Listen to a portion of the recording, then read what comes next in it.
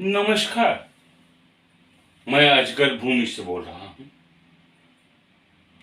हालांकि मेरे साथ आपका जाना पहचाना चेहरा तो है, मोहम्मद सिराज साहिल, जो पेशे से पत्रकार हैं, वकील हैं, लेकिन एक और चेहरा भी है।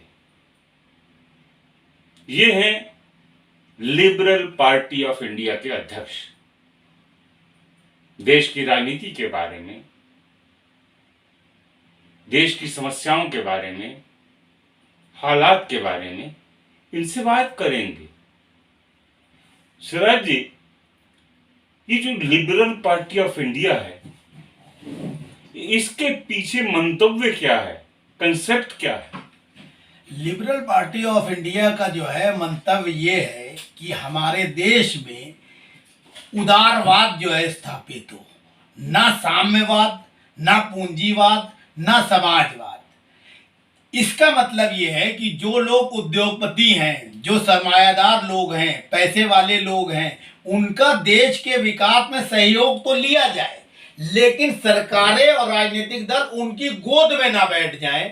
किसानों, मजदूरों, महिलाओं, युवाओं, बेरोजगारों का भी कोई सुनने वाला हो, इस मकसद से कि उदारवादी राजनीतिक परिपाटी स्थापित हो। समाज में हर व्यक्ति जो संविधान में विश्वास रखता है, वो चाहे किसी भी धर्म का मानने वाला हो, किसी भी जाति का हो, वो व्यक्ति इस पार्टी में आता है तो उसका जो है सम्मान है, स्वागत है और उसको साथ लेके चलने वाली बात है।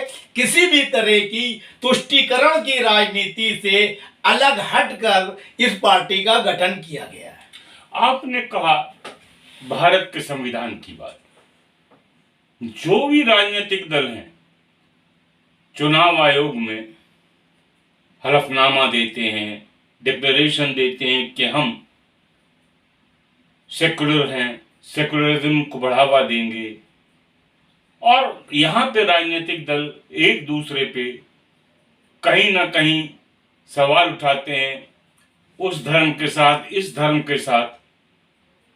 तो क्या आपकी पार्टी उससे अछूती रहेगी क्या? 110% इन चीजों से अछूती है, क्योंकि हम भारत के नागरिक हैं। हमें अपने मतदाताओं को, लोगों को ये समझाना होगा कि भगवान राम, गौतम बुद्ध और सिख धर्म, मुस्लिम धर्म और दूसरे धर्म को मानने वाले लोग भी भारत के सबसे पहले नागरिक हैं। धर्म कर्म जो है व्यक्ति का एक सीमित दायरे में होना चाहिए। उससे लोकतांत्रिक व्यवस्था पे या देश के विकास पे अगर नकारात्मक असर पड़ता है किसी धर्म विशेष के व्यक्तियों के आचरण और व्यवहार से, तो उस धर्म और आचरण को नियंत्रित करने की जिम्मेदारी सरकारों की है। और राजनीतिक दलों को यह दायित्व निभाना होगा कि वे पहले शुरुआत अपने घर से करें, अपने यहाँ जात पात धर्म की दूषित मानसिकता दूर करें। लिबरल पार्टी ऑफ इंडिया ने उस दूषित मानसिकता को अपनी पार्टी में घुसने नहीं दिया है और ना आगे घुसने देगी। आपने कहा कि अपनी पार्टी में दूषित मानसिकता को घुसने नहीं दी, लेकिन इतना बड़ा देश है, बहुत से राज्य हैं, कहां कहां से जाकर आप सुधार कैसे करेंगे? उसके लिए क्या कार्यक्रम है आपका? इच्छा शक्ति हो तो हर चीज को सुधारा जा सकता है। जब व्यक्ति अपने घर से ही सफाई अभियान करेगा, उसी व्यक्ति या उसी संस्थान, उसी पार्टी को यह अधिकार जनता देगी कि वो दूसरी जगह भी जो है सफाई अभियान कर सके। अगर प्रधानमंत्री नरेंद्र मोदी पूरे देश में जिस तरह से कार्य कर रहे हैं, अगर वो कार्यक्रम, वो चीजें, संवैधानिक अधिकार, कानूनी चीजें जो हैं सभी नागरिकों पे समान तौर पे जो है लागू हो या वो करें, तो मैं ये चाहूंगा कि देश की बागडोर प्रधानमंत्री जैसे व्यक्ति के हाथ में ही रहे। लेकिन बड़े दुर्भाग्य की बात है कि जब कोई भी राजनीतिक दल विपक्ष में होता है तो वो जनता को सब्ज़बाग दिखाता है, अच्छी अच्छी बातें करता है, लेकिन सत्तासीन होने के बाद उसके तौर तरीके बदल जाते हैं। लिबरल पार्टी ऐसा नहीं करेगी। आपने जब बात की प्रधानमंत्री की, प्रधानमंत्री के तौर तरीकों की, तो वहां सवाल आता है कि कश्मीर में, जम्मू में, लद्दाख में,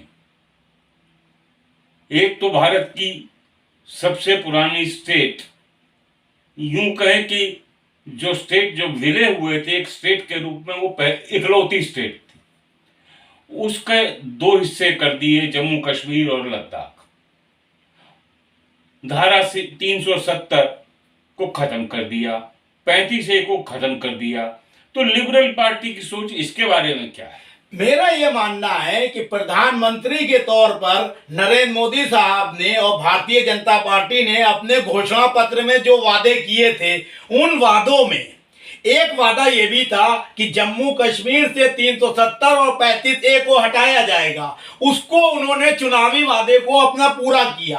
अब रही बात कि 370 को हटाने की वजह क्या थी, मेरा व्यक्तिगत मानना यह है और पार्टी के अध्यक्ष होने के नाते कि किसी भी राज्य विशेष को खास दर्जा दिए जाने की व्यवस्था खत्म होनी चाहिए थी। देर आए दुरुस्त आए वाले मामले में 35A और 370 हटाया गया, वो सही है। लेकिन इसी के साथ मैं एक चीज और जोड़ना चाहूंगा कि जम्मू कश्मीर के नागरिकों को किसी भी तरह से ऐसा महसूस ना हो कि उनको पहले ज्यादा सुविधाएं थी, अब कम हो गई हैं। ये दायित्व भी सरकार का है और सारे देश के नागरिकों, जम्मू कश्मीर की बात मैं नहीं कर रहा हूं, सारे देश के नागरिकों को समानता की दृष्टि से देखना बहुत ही अच्छा कदम है। अगर प्रधानमंत्री नरेंद्र मोदी और उनकी सरकार एक कानून के तहत एक निगाह से सारे देश के नागरिकों को देखते हैं, तो इसमें मैं जो हूं कोई गलत बात नहीं महसूस करता हूं।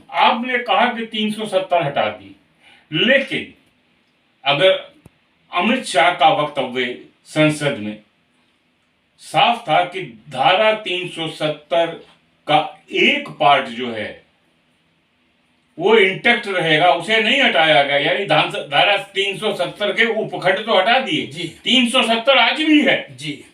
तो कहां गया वो चुनावी वायदा? नहीं, 370 के उपखंड हटा दिए, धारा 1 नहीं हटाई। अभी वर्तमान सरकार ने उसमें इस तरह की चीजों को जो है नजरअंदाज किया है, तो वो राष्ट्रहित में सोच के किया है। जो चीज हटाना अपरिहार्य थी, जरूरी थी, देश से किए गए वादे को पूरा करने के लिए, उसको जो है प्रधानमंत्री नरेंद्र मोदी के नेतृत्व में अमित शाह ने बिल ला के पास करा के उसको किया। और जब सरकार जो है पूर्ण बहुमत में है, तो लोकतंत्र का ये तकाजा है कि वो सरकार अगर कोई कानून लाती है तो उसका सम्मान सारे नागरिकों को करना चाहिए। जब आपने नागरिकों की बात की, सम्मान की बात, तो धारा 370 हटाने की घोषणा के साथ रादर उससे 1-2 दिन पहले तमाम के घरों पे बंदूकधारी तैनात हो गए, सारे राजनीतिक नेताओं को जेल में डाल दिया या नजरबंदी में डाल दिया। तो इसका मतलब राजनीतिक नेतृत्व को, जनता को बोलने का हक ही नहीं है। नहीं, बोलने का पूरा हक है। जिन राजनीतिक नेताओं की बात आप कर रहे हैं वो हुर्रियत से जो है तालमेल बिठाए हुए थे। उन्होंने कश्मीर में अव्यवस्था की हुई थी, वो पाकिस्तान की भाषा बोलते थे, इसलिए अगर उनको बंद किया गया, हिरासत में लिया गया, उनको घरों में नजरबंद किया गया, और रही बात जनता को बंदूकों से घेर दिया, तो आम जनता को प्रताड़ित करने के लिए पुलिस और मिलिट्री फोर्स नहीं लगाई गई थी। आतंकवादी इस निर्णय के खिलाफ कोई ऐसा दुस्साहस ना कर सके कि जम्मू कश्मीर की लॉ एंड ऑर्डर की व्यवस्था को खराब किया जाए, और प्रधानमंत्री नरेंद्र मोदी और भारत सरकार के उस निर्णय को अंतर्राष्ट्रीय स्तर पर गलत साबित किया जा सके। वो हुर्रियत के नेता और पाकिस्तान परस्त राजनेता ऐसी हरकत ना करे, इसलिए ऐसा बंदोबस्त किया गया था, जहां तक मैं समझता हूं। लेकिन अगर आपको याद होगा, आजादी की लड़ाई में जब कबायली हमले कश्मीर पे हो रहे थे, तो वो एक वाहिद शख्स था जो जब तक चलता रहा, और जब चला नहीं गया था उसने कहा कि मेरी लाश से गुजर के जिसने पाकिस्तान जाना है वो जा सकता है। और उसका नतीजा मिला कि कश्मीर के बहुत से बड़े हिस्से का पाकिस्तान में विलय नहीं हुआ, वो भारत में रहे। वहां के लोग लगातार हिंदू मुसलमान की एकता दिखाते रहे। पाकिस्तान में जो भी हुआ हो, लेकिन भारत में जम्मू कश्मीर में उन्मादी फसाद नहीं हुए। और उनके पुत्र फारूक अब्दुल्ला को, पौत्र उमर अब्दुल्ला को जेल में डाला गया। वही उमर अब्दुल्ला, वही फारूक अब्दुल्ला जो इस सरकार में मंत्री भी रहे थे। मैं यहाँ पे आपको ये कहना चाहता हूं कि उनके उमर अब्दुल्ला के दादा और फारूक अब्दुल्ला के पिता ने क्या कृत्य किए थे। अगर वो सकारात्मक थे और बाप और बेटे नकारात्मकता की राजनीति कर रहे हैं, तो क्या उनको इसलिए छोड़ दिया जाना चाहिए कि उनके दादा और उनके बाप ने अच्छी भूमिका निभाई थी? जो व्यक्ति संविधान के विरुद्ध चलेगा, जो व्यक्ति कानून के विरुद्ध चलेगा, लॉ एंड ऑर्डर बर्बाद करेगा, उसके खिलाफ सख्त कार्रवाई होना ही चाहिए। अगर इस सरकार ने ऐसा सख्त निर्णय लिया तो इसमें मेरे हिसाब से कोई गलत फैसला नहीं कहा जाएगा। लेकिन फारूक अब्दुल्ला और उमर अब्दुल्ला ने देश के विरोध में तो कोई कृत्य किया नहीं।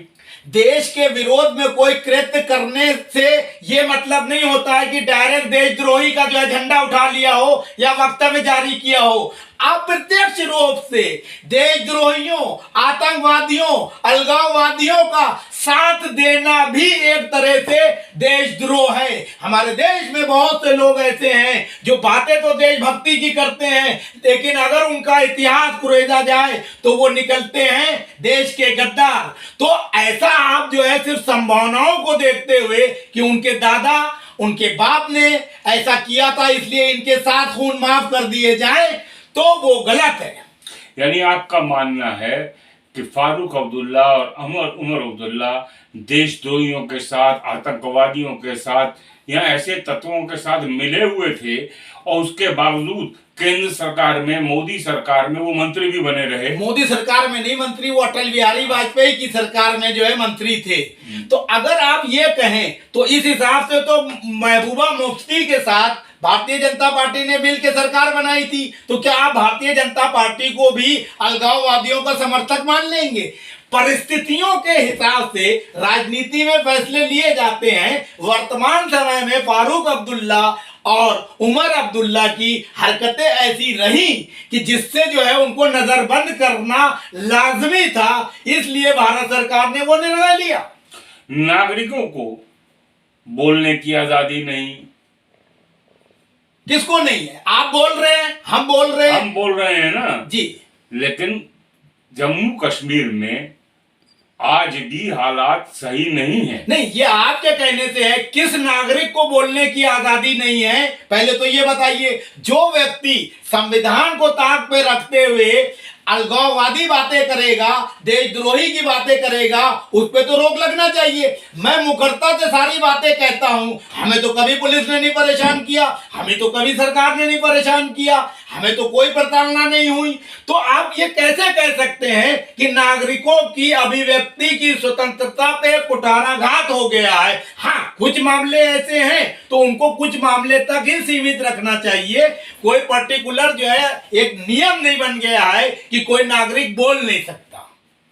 पर्टिकुलर नियम तो नहीं बना, आपकी बात ठीक है, लेकिन साथ साथ एक सवाल ये भी आता है, इसी सरकार ने 3 तलाक को खत्म किया। आखिर क्या बात ऐसी है जो 3 तलाक को खत्म करना पड़ा? 3 तलाक का जो मामला था वो कोर्ट में गया। उस कोर्ट में जो है मुस्लिम बहनों ने जो है अपील की थी न्यायालय से कि ये 3 तलाक जो है फोन पे, लेटर भेज के, फैक्स भेज के, वीडियो कॉल करके दिया जाता है, ये गलत है। हालांकि इसमें हम ये कहना चाहेंगे कि जो 3 तलाक का मामला इतना ज्यादा तूल पकड़ा, इसमें मुस्लिम रहनुमाओं की लापरवाही सबसे ज्यादा है, मुस्लिम एडवोकेट्स की लापरवाही सबसे ज्यादा है। 3 तलाक के मामले को इतना ज्यादा तूल दिया इन लोगों ने, उससे ये लगा कि प्रधानमंत्री नरेंद्र मोदी और उनकी सरकार न जाने क्या करने जा रही है।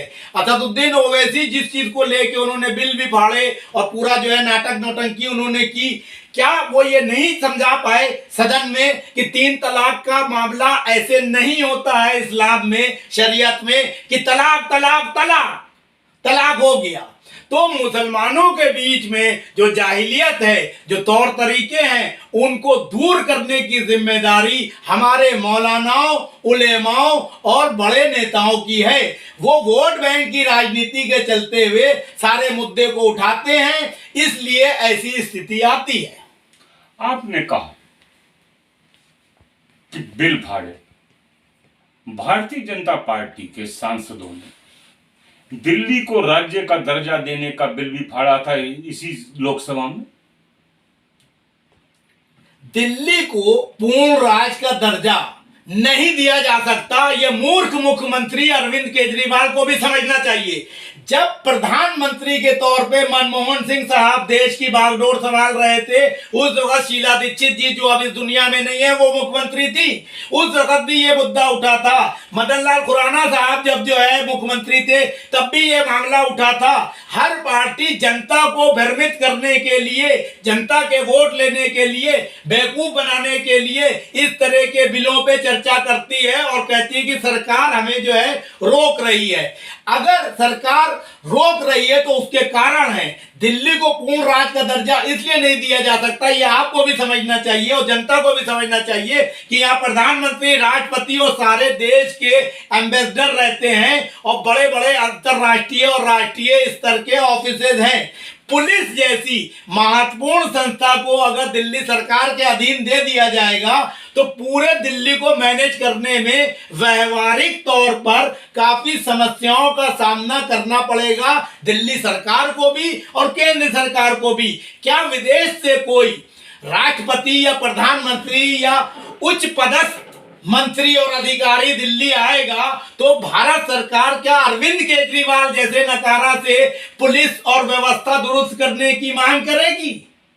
इसलिए पुलिस और प्रशासन और जमीन का जो अधिकार केंद्र सरकार के अधीन है, गृह मंत्रालय के पास है, वो उसी के पास ही रहना चाहिए और रहेगा भी।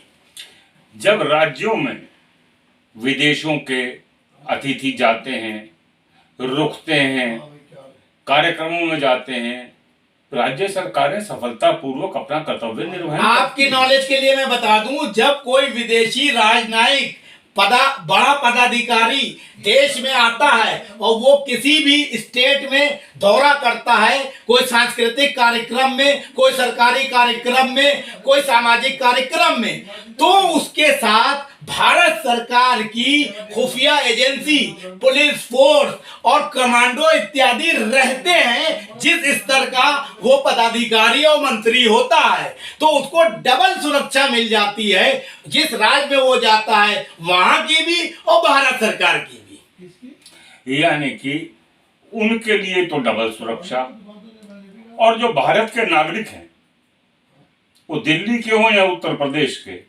बिहार के हों या मध्य प्रदेश के, पंजाब के हों या कर्नाटक के, उनमें तो सुरक्षा की भावना ही नहीं। हर एक सिपाही डंडा लहराता है, कानून के विपरीत हर थाने में लोगों की पिटाई की जाती है, जबकि एक सिपाही को भी अधिकार नहीं है किसी की भी पिटाई करने का। ये व्यवस्था का प्रश्न है। इस व्यवस्था के प्रश्न को हल करने के लिए देश में लाखों एनजीओ, स्वयंसेवी संस्थान, पत्रकार, समाजसेवी लोग हैं। उनको आगे आके सरकार की इस अव्यवस्था को बेनकाब करना चाहिए और आम नागरिकों के लिए जायज मांगों को लेकर सरकारों के समक्ष प्रदर्शन, धरना और कोर्ट में भी जाना चाहिए, ताकि नागरिकों के मूल अधिकारों का हनन कोई भी सरकार न कर पाए, वो चाहे भारत सरकार हो या राज्य सरकार। जब आपने कहा कोर्ट में जाए, सुप्रीम कोर्ट ने महत्वपूर्ण फैसला दिया, हर जिले में प्रेमी प्रेमिकाओं के लिए शेल्टर होम खोले जाएं, हर जिले में प्रेमी प्रेमिकाओं के लिए हेल्पलाइन बनाई जाए। कई साल हो गए, फैसला धूल चाट रहा है। मध्य प्रदेश में अगर एक थाने की चौथी मंजिल पे 3 कमरे दे दिए शेल्टर होम के लिए, जिसको आज तक अलॉटमेंट का प्रोसीजर इतना लंबा कि वो होगा नहीं। अंतर जातीय अंतर धार्मिक विवाहों पे अलग अलग राज्यों के अलग अलग मंतव्य हैं। तो ये कोई एक देश है या अनेक देश है? ये देश एक है, लेकिन राज्यों की संस्कृति के हिसाब से अलग अलग विधान बने हुए हैं। ये आप जैसे लोगों को, सुधी लोगों को ये तय करना होगा कि भारत सरकार में सारे नागरिकों के अधिकार समान हो। उस दिशा में भारत सरकार बहुत जल्द जो है समान नागरिक संहिता लागू करने जा रही है। अगर समान नागरिक संहिता ईमानदारी से लागू हो जाए और सबके ऊपर जो है देश के सारे कानून समान रूप से जो है लगा दिए जाएं कि उसके हिसाब से ही सबको चलना है, तो जो बात आपने कही कि एक राज्य में दूसरा सिस्टम, दूसरे राज्य में दूसरा सिस्टम, एक रूपता आएगी समाज में, नागरिकों के अधिकार सुरक्षित होंगे। और रही बात आपने प्रेमी युगल की बात कही, प्रेमी युगल के लिए शेल्टर होम की जरूरत नहीं है। प्रेमी युगल को जो है न्यायालय के थ्रू ऐसा डायरेक्शन होना चाहिए कि प्रेमी युगल ही क्या, जब भी कोई व्यक्ति वयस्क शादी करता है तो उसके माँ बाप भी उपस्थित हों और विधिवत तौर पे जो है उसका कोर्ट के द्वारा निर्धारण हो, रजिस्ट्रेशन हो। लड़का लड़की एक दूसरे को भगा के लेके जा रहे हैं और सुप्रीम कोर्ट जो है सिर्फ ये व्यवस्था दिए दे रहा है कि इनके मूल अधिकार हैं, इनके संवैधानिक अधिकार हैं, तो माँ बाप का कोई अधिकार नहीं है जिन्होंने उनको पाल पोस कर इस लायक बनाया। वो अगर शादी करना चाहते हैं किसी जाति के विशेष किसी धर्म में, तो उनको एक संवैधानिक तौर पर अधिकार है, लेकिन उन माँ बाप के बारे में भी तो सुप्रीम कोर्ट को सोचना चाहिए। और ये व्यवस्था पारदर्शिता के साथ होना चाहिए। ऐसा नहीं है कि कोई जो है बहुत बड़े धनाढ़ राजनीतिक हैं, पैसे वाले हैं, वो लोग अंतर जातीय अंतर धर्म विवाह करते हैं, तब तो महिमा मंडन होता है, वीडियो चलती है, पेपरों में फोटो छपती है। और कोई गरीब आदमी, मध्यम क्लास का आदमी, गांव गिराव का आदमी ऐसा करता है तो उस पर लट बजती है। तो अगर अधिकार देना है और अधिकार है तो उसका एक नियमन बनना चाहिए, नियम कानून बनना चाहिए और उसमें सुप्रीम कोर्ट को इंटरवेन करना चाहिए, और ताकि सभी लोगों को एक समानता के आधार पे ट्रीट किया जा सके। नियमन तो पहले ही है, एक्ट नंबर 2 ऑफ 1978 जी, omitting provision of guardianship for marriage जी, यानी कि प्रेमी जोड़ा या कोई भी लड़का और लड़की, उनको ही अधिकार है अपनी शादी करने का अपनी मर्जी से। जी। जो गार्जियन या पेरेंट्स है उनका अधिकार तो चौधरी चरण सिंह ने समाप्त कर दिया 1978 में। आपने जो सवाल किया कि महिलाओं को, युवाओं को पूरा अधिकार होना चाहिए अपनी मर्जी से किसी भी जाति और किसी भी धर्म में शादी करने का, सवाल ये उठता है कि हमारे जो कोर्ट हैं वो किस दिशा में जा रहे हैं। जिस माँ बाप ने, जो संस्कृति है हमारे भारत की पूरी दुनिया में मशहूर है कि भारतीय संस्कृति को विदेशी लोग तो अपनाने में उतारू हो रहे हैं, संयुक्त परिवार की तरफ बढ़ रहे हैं, हमारे कोर्ट के लोग सिर्फ एक अधिकार देने के नाम पे माँ बाप की मर्यादा, खानदान की मर्यादा, समाज की मर्यादा को तार तार कर रहे हैं। क्या ये उचित है? इस तरह के कानून जो परंपराओं पे चलने वाले समुदाय और धर्म के मानने वाले हैं वो किसी भी कीमत पे नहीं मानेंगे, वो चाहे सुप्रीम कोर्ट कह दे और चाहे कोई कह दे, क्योंकि लोग जो परंपराओं को मानते हैं वो अपने धर्म के हिसाब से मानते हैं, अपने समाज के हिसाब से मानते हैं, रीति रिवाज के हिसाब से चलते हैं। उन रीति रिवाजों को अगर कोर्ट का निर्णय कुठाराघात कर रहा है, कोर्ट का निर्णय उन रीति रिवाजों परंपराओं को ध्वस्त कर रहा है, तो समाज के लोग उसको भी नहीं मानेंगे किसी भी कीमत पर। यह कोर्ट के जजों को भी समझना होगा। कोर्ट के जजों को समझना होगा। तो कोर्टें खुली हैं, उसके खिलाफ लोग अपील में जा सकते हैं, एक अपील में जा सकते हैं, हजारों अपील में जा सकते हैं। अपील में तो कोई गया नहीं। कोर्ट की नजरों में क्या सिर्फ एक यही मुद्दे रह गए हैं कि दूसरे की बहू बेटी पे जो है छूट दे के एक अव्यवस्था समाज में व्यभिचार का मामला पैदा किया जाए। और भी चीजें हैं, मान सम्मान नारी को कैसे दिया जाए, युवाओं को रोजगार की गारंटी कैसे दी जाए, किसानों को उनकी फसल का मूल्य कैसे दिया जाए, देश में भाईचारा कैसे स्थापित हो, कानून में जो प्रावधान दिए गए हैं सभी नागरिकों पे कैसे लागू हो। एक सरमायादार आदमी पुलिस को जो है अपनी रखैल बना लेता है और एक आम आदमी पिटता रहता है थानों में। ये क्या है? इस पे तो संज्ञान लेना चाहिए। करोड़ों केस कोर्टों में पेंडिंग पड़े हुए हैं। सुप्रीम कोर्ट के जजों की निगाहें उस ओर नहीं जाती हैं। अपने गिरेबान में न्यायालयों को, न्यायाधीशों को झांकना चाहिए और अपने भीतर पहले सफाई करना चाहिए और फिर इस तरह के अनर्गल फैसलों की तरफ जाने का दुस्साहस करना चाहिए। चलिए, फैसले तो जो हैं वो हैं। आप ये बताएं कि जम्मू कश्मीर में धारा 35A जो लोगों के नागरिक अधिकार बहाल करती, नहीं, नागरिक अधिकार सिर्फ जम्मू कश्मीर के लोगों के हैं कि पूरे देश के लोगों के हैं? पहले उनके नहीं थे। अच्छा, दे दिए गए, फिर अब वो धारा हटने के बाद क्या उनके नागरिक अधिकार हट गए? उनको फांसी चढ़ा दी जा रही है, उनको गोली मारे दी जा रही है, उनको घर से निकलने नहीं दिया जा रहा है, उनको पढ़ने नहीं दिया जा रहा है, उनको जो है फ्रीडम ऑफ स्पीच नहीं रह गई है। ये हमें बताइए आप। मुझे सवाल तो पूरा करने दीजिए। जी पूछिए। जो धारा 35A जी जो खत्म की गई, नागरिकों के संवैधानिक कानूनी अधिकार इतने सालों तक राष्ट्रपति के एक ऑर्डिनेंस के तहत पड़े रहे, जबकि 6 महीने से ज्यादा नहीं पड़ने चाहिए थे, रह गया।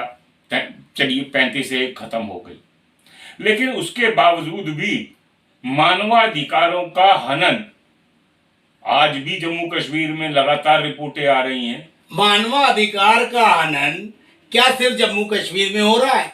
जो हमारी पुलिसिंग व्यवस्था है, जो सिस्टम है, उस सिस्टम में पूरे देश के कमोबेश हर क्षेत्र में, हर राज्य में, हर शहर में, हर गांव में कहीं ना कहीं किसी रूप में मानव अधिकारों का हनन हो रहा है। मानव अधिकार आयोग के जो अध्यक्ष हैं वो भी यहाँ तक कहते हैं कि इसकी कोई जरूरत नहीं है। जो चीजें जो है एक आतंकवादी संगठन को या आतंकवादी गतिविधियों को समर्थन करने वाली हो जाए, उनको खत्म कर देना ही राष्ट्र हित में है। लेकिन इस बात का ध्यान जरूर होना चाहिए कि आतंकवादियों के संरक्षण देने वाले व्यक्ति को तो गोली से उड़ाना चाहिए और उसको जो है सख्त से सख्त सजा देने का प्रावधान होना चाहिए, लेकिन किसी भी आम नागरिक के ऊपर इस तरह की चीजें जो है नहीं होना चाहिए जिससे उसके मूल अधिकारों और नागरिक अधिकारों और मानव अधिकारों का हनन हो। ये बात सरकार को भी देखना होगी।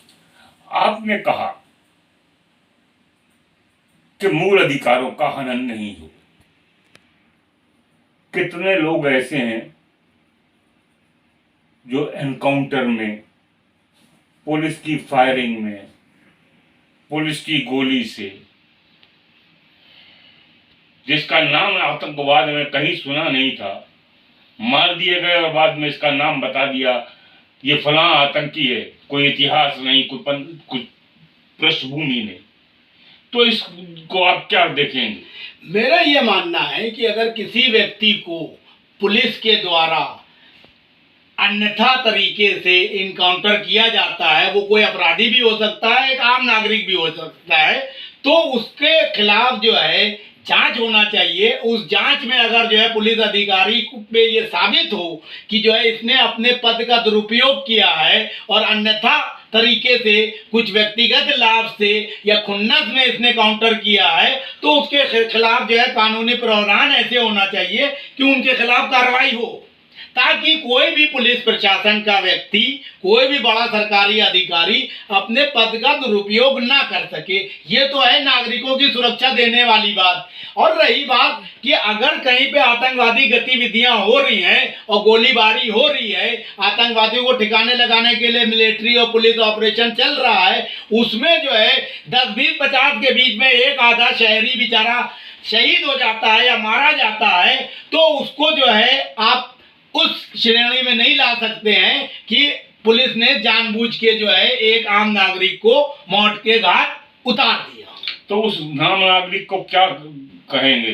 क्या वो आतंकवादियों से मिला था? क्या पुलिस से मिला था?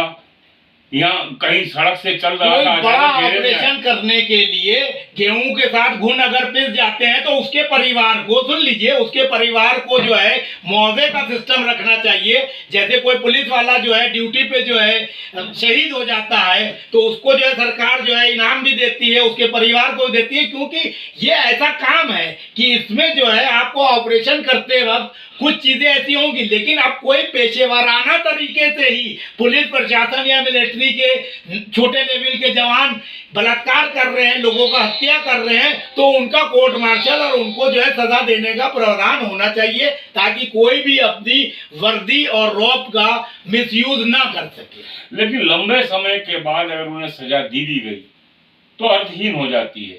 क्यों नहीं टाइम फ्रेम बाउंड किया जाता कि 6 महीने में फैसला हो या 1 साल में फैसला, उससे ज्यादा ऊपर नहीं जाना चाहिए? ये आपने बहुत अच्छा सवाल पूछा। मैं तो कहता हूं कि जो है करोड़ों केस जो है हमारे न्यायालयों में पेंडिंग हैं, उन केसेस को जो है सरकार को एक समयबद्ध तरीके से निपटाने का प्रावधान करना चाहिए, जजों की नियुक्ति करना चाहिए, 5 बजे घड़ी देख के जज ना उठे, ये भी नियम बनाना चाहिए। जितने केसेस हैं टाइम फ्रेम में निपटाना चाहिए। जो संगीन मामले हैं उनको जो है फास्ट ट्रैक कोर्ट के तहत करना चाहिए, और छोटे मोटे मामलों को 3 डेटों में 90 दिन, 1 महीने, 90 दिन या 100 दिन के अंदर जो है निपटाने का प्रावधान करना चाहिए, ताकि ये जो अड़म लगा हुआ है कोर्ट में केसेस का, वो केस पेंडिंग खत्म हो, पेंडेंसी खत्म हो उनकी, और नए केसों को जो अब रजिस्टर्ड हो रहे हैं 2021 में, आज नवंबर जो है हम लोग 14 तारीख को बैठे हैं, आगे से जो भी केस रजिस्टर्ड हो उनकी हर केस की प्रवृत्ति को देखते हुए एक टाइम फ्रेम जो है सुप्रीम कोर्ट के जजेस निर्धारित करें कि 302 में इतने दिन में फैसला होगा, 307 में इतने दिन में होगा, डकैती में इतने दिन में होगा, बलात्कार में इतने दिन में होगा। आप एक लॉन्ग टर्म के लिए प्रोसेस में डाल देते हैं आदमी को, वो दोषी है कि निर्दोष है ये तो बाद में पता चलता है, लेकिन इस बीच जब वो न्यायिक हिरासत में रहता है तो उसका परिवार, उसके मानव अधिकार सबका हनन होता है। कई बार तो लोगों को न्याय मिलते मिलते इतना टाइम हो जाता है कि उसका परिवार जो है बर्बाद हो जाता है। ये भी ठीक नहीं है लोकतांत्रिक देश के लिए। बहुत अच्छी बात कही आपने। ये बताएं कि अगर लिबरल पार्टी कभी सत्ता में आए तो न्यायिक व्यवस्था में आप क्या सुधार करेंगे, कैसे करेंगे? लिबरल पार्टी ने जो है सबसे पहले जो है 3 चीजों को जो है महत्वपूर्ण माना है, जिनका होना बहुत जरूरी है। ये कोई पार्टी दूसरी करती है तो भी हमें खुशी होगी, हमारा ये मकसद नहीं कि हम ही ये काम करें, आप भी कर दें, कोई दूसरा कर दे। पहले तो एक न्याय व्यवस्था जो है खूब तेज कर दी जाए, पारदर्शी कर दी जाए, ईमानदार कर दी जाए, कम खर्चीली कर दी जाए। दूसरा, स्वास्थ्य व्यवस्था इतनी मजबूत होना चाहिए कि अपने देश के हर शहर में एक जो है एम्स के लेवल का अस्पताल हो और सारी दवाइयों की सुविधा नागरिकों को सरकार की तरफ से जो है मुफ्त दी जाए। शिक्षा व्यवस्था में जो है आमूलचूल परिवर्तन की जरूरत है। दोहरी शिक्षा नीति नहीं चलेगी, एक समान एक रूप से शिक्षा पूरे देश में लागू हो, ताकि नागरिक जो है अपने हिसाब से चल सके। और अगर कभी मेरी सरकार आई या सरकार बनाने में हमने सहयोग किया तो मैं ये चाहूंगा कि हमारे देश के हर नागरिक को संविधान जो है पहली क्लास से पढ़ाया जाए और 12वीं तक जो है वो पूरे संविधान की एक एक धारा जो है उसके दिमाग में हो, ताकि वो एक सभ्य नागरिक बने, कानून का सम्मान करे, और पुलिस प्रशासन या कोई जो है अधिकारी उसका शोषण कर रहा है तो उसका विरोध करने की भी उसमें क्षमता पैदा हो। इसलिए कानून का, लोकतांत्रिक व्यवस्था का ज्ञान हर नागरिक को होना बहुत जरूरी है। बहुत बहुत धन्यवाद आपकी इस बात के साथ कि नागरिकों में विरोध करने की भी क्षमता उत्पन्न हो। मैं फिर मिलूंगा आपसे अजगर भूमि पर ही किसी और शख्सियत के साथ इसी तरह। नमस्कार।